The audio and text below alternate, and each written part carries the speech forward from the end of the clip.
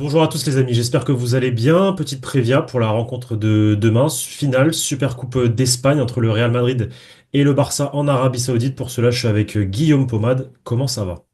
Ça va très bien et toi, Pablo? Bah écoute, ça va très bien. On a hâte de voir cette rencontre qui aura lieu demain, du coup, devant notre télé à 20h sur la chaîne L'Équipe. Parce que vous êtes beaucoup à nous le demander à chaque fois. Donc voilà, sachez que demain, la rencontre entre le Barça et le Real est sur la chaîne L'Équipe. Donc c'est en clair si vous avez la télé française. Une compétition qui visiblement depuis plusieurs années là, c'est les deux équipes qui se partagent à chaque fois la Super Coupe d'Espagne avec bon entre deux Bilbao qui a gagné en 2021, mais voilà. C'est 24 le Real, 23 Barça, 22 Real, 20 Real, 18 Barcelone. Il n'y avait pas eu en 2019 à cause de du Covid. Euh, Potentiellement, si le Real Madrid gagne demain, pardon, et ça faisait longtemps que ça n'arrivait pas, faudrait que je regarde, je crois que la dernière fois c'était le Barça, ouais, entre 2011 et 2009, il y aurait une même équipe qui gagnerait la Super Coupe d'Espagne 2 ans d'affilée. C'est ça, c'est un petit peu une belle par rapport à ce qu'on a pu voir en finale les 2 dernières années, puisqu'on le rappelle, le Barça de Xavi avait vaincu avec la manière le Real Madrid il y a 2 ans. L'an dernier, c'est le Real Madrid qui a explosé le Barça 4-1. Et là, c'est un petit peu la belle. Finalement, on avait vu deux matchs sans suspense, pour le coup, les 2 dernières finales de Supercoupe, qui allaient une fois dans un sens, une fois dans l'autre. Et là, c'est un petit peu la belle, celui-là, sur l'histoire récente entre les deux clubs en Supercoupe. État des troupes global après la conférence de presse de Carlo Ancelotti, de Fede Valverde. Guillaume, est-ce que tu as des informations? Bah, très simplement, il n'y a rien à signaler. Ça veut dire qu'il y a eu la question qui a été posée sur l'état physique de Bellingham. Ça a été demandé à Valverde, qui lui était en conf après Carlo Ancelotti, comment il se sentait également. Rien à signaler au sujet de ces deux joueurs-là. On sait que Tchouaméni, il n'y a pas de souci par rapport à sa sortie sur protocole commotion.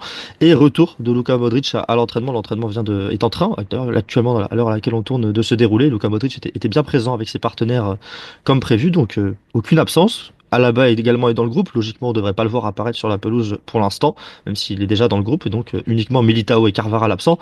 Côté Barça, pour être complet, il y a uniquement Ter Stegen qui est également blessé au ligament croisé depuis un bout de temps et qui est absent, sinon le groupe est également au complet. Donc pour le coup, tout est bien pour cette finale, tout est en place pour une belle finale de Supercoupe d'Espagne. Pour rappel, Fede Valverde, Jude Bellingham, Modric et Tchouaméni avaient finalisé la rencontre face à Mallorca avec des petites douleurs musculaires, mais voilà, visiblement tout est OK pour ces 4 jours-là. Le Real Madrid aura un groupe au complet, bon, bien sûr, toujours sans Dani Carvajal. Ancelotti et Valverde ont parlé du 0-4 apparemment. C'est ça. Ils sont beaucoup revenus. Il y a eu beaucoup de questions, hein. C'est un match qui est frais dans les mémoires des journalistes, également frais, je pense, dans les mémoires d'Ancelotti et de Valverde. C'est le dernier Classico en date. Car Ancelotti a déclaré par rapport à ce Classico, au dernier Classico, que nous devons y réfléchir. On a évalué le match de manière assez claire. Nous avons bien commencé la rencontre et on a plongé en seconde période. Nous devons éviter les erreurs que nous avons commises. Un Classico est toujours un Classico, encore plus quand il s'agit d'une finale. Jouer contre Barcelone est toujours quelque chose de spécial. Voilà pour les mots de Carlo Ancelotti au sujet de ce Classico 4-0. Quant à Federico Valverde, il a dit: je ne peux pas donner de leçons à un joueur comme Mbappé par rapport au fait qu'il était beaucoup hors jeu lors de ce Mhm. Classico perdu 4-0 à domicile. Il a tout gagné en France, c'est l'un des meilleurs joueurs du monde, nous sommes là pour l'aider. Ce que le Barça fait défensivement avec ce piège du hors-jeu, il le fait bien. Nous devons être prudents en tant que milieu de terrain, c'est nous qui pouvons apporter de l'aide aux attaquants. Voilà les mots de Valverde par rapport au hors-jeu et à ce Classico pour être complet. Autre sujet abordé donc en conférence de presse, un peu le sujet du moment en Espagne concernant le Barça, c'est le cas Dani Olmo qui a été inscrit au buzzer par le Conseil supérieur du sport espagnol. Visiblement, on leur a posé quelques questions par rapport à ça juste avant de rencontrer le Barça. Que peux-tu nous en dire? Pour faire simple, ça fait une petite dizaine de conférences de presse que la question est posée aux joueurs ou à Carlo Ancelotti. Et malheureusement, les deux bottent en touche, hein. Pour le coup, il n'y a pas de réponse claire. Je peux quand même dire la réponse de Federico Valverde, qui s'est quand même un petit peu penché en donnant son avis. Il a dit: je ne vais pas donner mon avis sur ce qui est étranger. Mon devoir est de défendre le Real Madrid. Dans leur situation, en se mettant dans les chaussures de Pau Victor et de Dani Olmo, c'est dur. est difficile de vivre cette situation. Les joueurs veulent toujours jouer. C'est difficile de s'entraîner, sachant que vous ne pourriez peut-être pas jouer. Cela doit être difficile, mais le plus important, comme je le dis toujours, c'est d'avoir la persévérance, de s'entraîner et de se préparer. Donc voilà, il a rajouté quelque chose en plus, mais pas sur la situation, pour le coup, administrative, on va dire, entre guillemets, par rapport à Daniel Mo et Pau Victor. Quant à Carlo Ancelotti, bah, comme d'habitude, il a dit qu'il n'avait pas de commentaires à faire à ce sujet-là. Je pense que leur avis sur la situation administrative est clair et net, et leur avis sportif par rapport aux joueurs, je pense qu'ils se mettent dans leur peau et qu'ils sont solidaires avec eux, donc ils comprennent totalement les difficultés que peuvent traverser des joueurs, notamment comme Daniel Olmo, qui est international espagnol, qui a gagné l'Euro. Ouais, c'est une sacrée galère pour Olmo, mais bon, voilà, c'est les triches du Barça qui refont surface, et malheureusement. Aujourd'hui, ça a une répercussion sur leurs propres joueurs, sur Dani Olmo notamment. Ancelotti, la valeur de la Supercoupe. Alors c'est vrai que beaucoup de fois, on dit oui, la Supercoupe d'Espagne, c'est pas un trophée important. Voilà, c'est un trophée. En plus, si on le gagne, c'est bien, mais si on gagne pas, c'est pas très grave. Apparemment, Carlo Ancelotti aurait répondu à quelques questions par rapport à ça. Non, il a donné une réponse assez claire pour le coup par rapport à ce que ça vaut, une Supercoupe à ses yeux. Il a dit elle a de la valeur parce que statistiquement, lorsque nous avons gagné la Supercoupe, nous avons été très bons ensuite. Lorsque nous l'avons pas gagné, nous n'avons pas gagné la Ligue des Champions la même saison. C'est une compétition qui vous donne de la motivation et de la dynamique. Voilà. Voilà pour les Ok. termes de Carlo Ancelotti. Et puis, même si on peut retourner un petit peu en arrière, 2023, le Barça gagne contre le Real Madrid de manière claire et gagne la Liga ensuite, hein, avec Xavi. L'an dernier, le Real gagne de manière claire et va terminer la saison en gagnant la Liga et la Ligue des Champions. Donc on peut clairement se ranger, en tout cas les faits récents nous font Et se il y a deux ranger du coup saisons. Non, derrière mais il y a deux Ancelotti. Ouais. saisons aussi. Et il y a deux saisons, le Real Madrid gagne aussi en finale et va au bout en Ligue des Champions et en Liga. Et en 2022, c'est également le cas, oui. Effectivement. Bah écoute, c'est vrai qu'on espère que si le Real Madrid gagne du coup demain la Supercoupe, ça leur porte bonheur comme en 2024 et en 2022.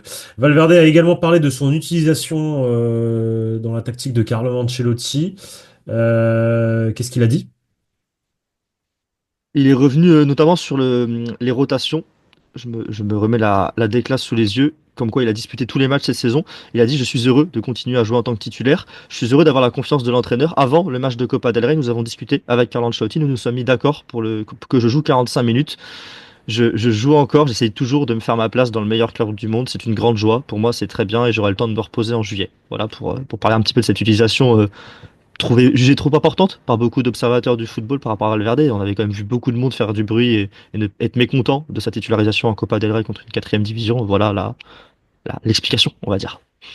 Apparemment, j'aurais d'autres informations sur Fede Valverde, notamment le tacle sur Alvaro Morata et sur Mina, sa femme. C'est ça. Sur Morata, Qu'est-ce il est que revenu vient sur. faire Mina? Que vient faire Mina dans un match de football? Alors, qu'est-ce que vient faire Mina Bonito dans une conférence de presse avant une super coupe? Eh bien, on remonte à des tweets d'il y a 3 mois. Je crois que c'était dans le match contre le Milan.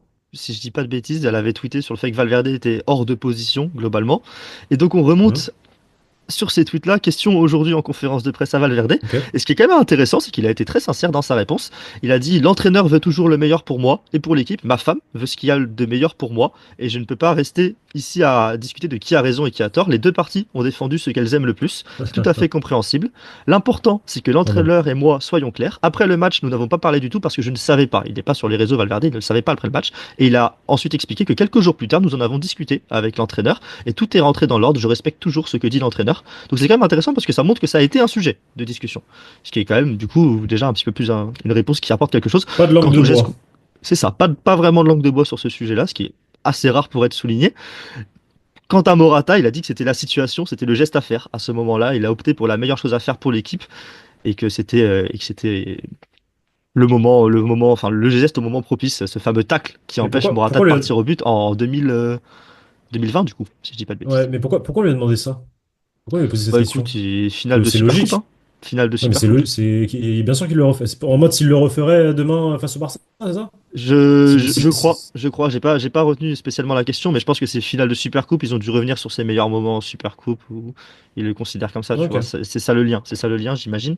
Mais en tout cas, oui, bon, écoute, Bon, j'espère que s'il a à le refaire, il le fera parce que c'est le bon geste, hein. Ça, on est tous d'accord pour le dire, je pense, hein. effectivement. Du coup, demain, match donc quand même important pour le Real Madrid de finale de Supercoupe d'Espagne. C'est un trophée en plus. Et c'est puis dans ce duel entre le Barça et le Real pour gagner le plus de trophées. Et de matchs directs, c'est toujours important de gagner.